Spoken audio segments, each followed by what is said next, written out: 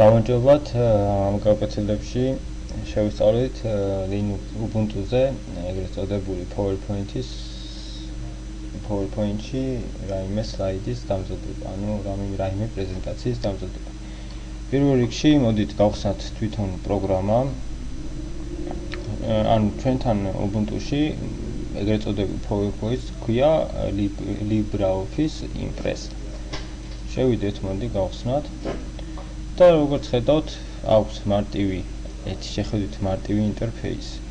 მოდით დავიწყოთ თვითონ ინტერფეისზე საუბარი. როგორც ხედავთ, ზევითა ნაწილში ჩვეულებრივად File, Edit, View, Insert, Format, Tools, Slideshow, Windows და Help ტაბებია. ხოლო ქვევით არის განთავსებული უკვე სწრაფი quick link-ები, ანუ სწრაფი ღილაკები ტექსტზე სამუშაოდ. მარჯვენა მხარეს არის property-ები, მარცხენა მხარეს არის თვითონ სლაიდის კონტენტი და ქვევით არის ასევე სხვა რაღაც პატარა ატრიბუტები. როგორც აი აქ ხედავთ, შესაძლებელი არის გადიდება პროცენტებით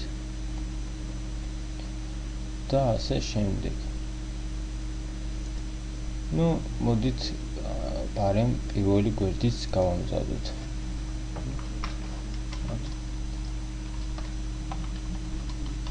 LibreOffice ქართულად დავწეროთ.